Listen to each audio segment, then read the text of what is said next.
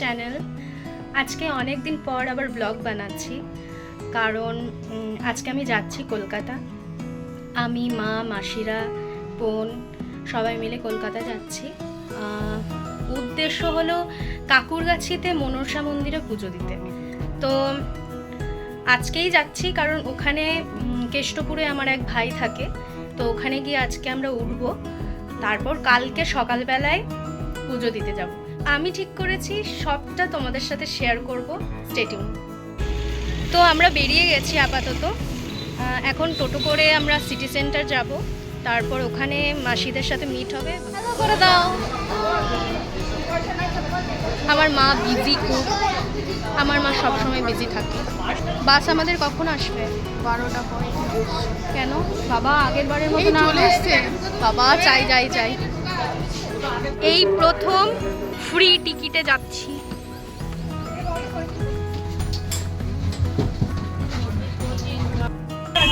আমার মায়ের বয়সী একটা আঙ্কেল আমার মাকে আন্টি বলছে, সেই নিয়ে আমার মা প্রচণ্ড রেগে গেছে। মানে কি বলবো, বোন আস্তে আস্তে পাগল হয়ে যাচ্ছে।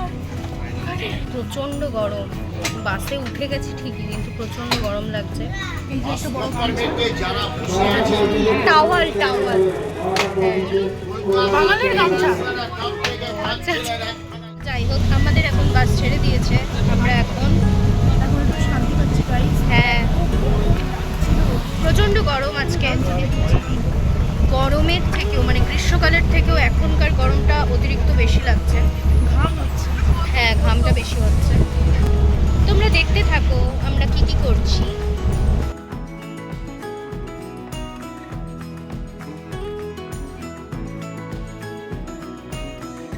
এখন শক্তিগড়ে দাঁড়িয়েছি, এই দোকানটাতে। এই যে মা ঝালমুড়ি নিচ্ছে, অলরেডি আমার জন্য একটা নিয়ে নিয়েছে।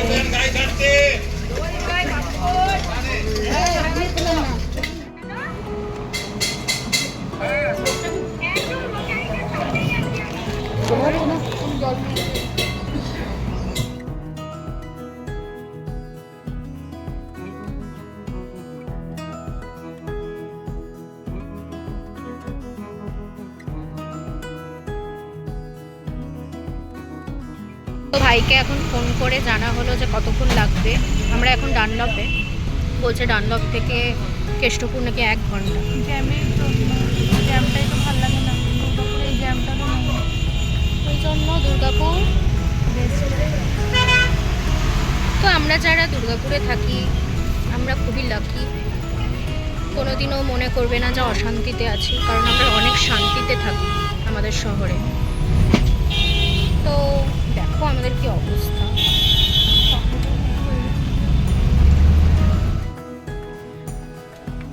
তো আমরা চলে এসেছি ভাইয়ের এখানে। একটু আগে ভিডিও বানাতে পারিনি, কারণ খুবই টায়ার্ড লাগছিল ওই জন্য।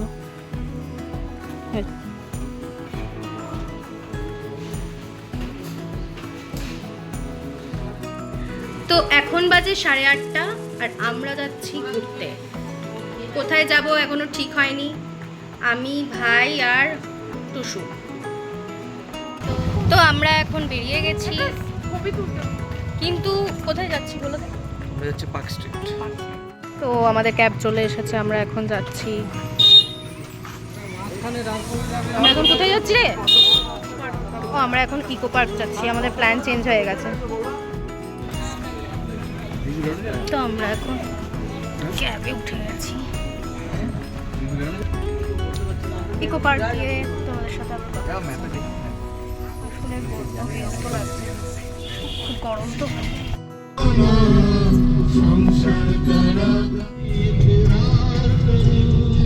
কথাগুলো কি সুন্দর না? গান তো ওইটাই ছিল। আমরা এখন চলে এসেছি ইকো পার্ক।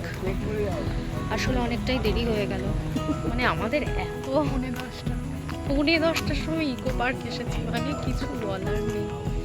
যাই হোক, কি আর করা যাবে। এদিকে একটু ঘোর, রাস্তাটা কি সুন্দর না? তুই এসছিস আগে এরকম এরকম কি প্রথম? মানে এরকম রাত্রেবেলায়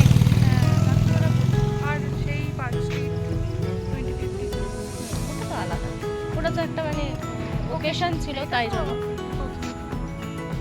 খুব ভালো লাগছে। যাই হোক, দেখি কি কি দেখা যায়। আসলে তো রাত্রেবেলায় কখনো আসেনি, এমনি আগে রাত্রির বেলাতে মানে একটা আলাদাই ফিল হচ্ছে। যাই হোক, মারা কিন্তু আমাদের ছেড়ে দিয়েছে যে যাও ঘুরে আসো, কারণ বেরোও তো না। আমার ভাই বলেছে 12টার পর নাকি সন্ধে। হ্যাঁ, এইসব বলেছে, মানে যত ফেকগিরি, ফেকু আছে ও। আসলে লাইটটা খুব ডিস্টার্ব করছে। তো এখন তাহলে আমরা ঘুরে দেখি। খুব সুন্দর লাগছে জায়গাটা।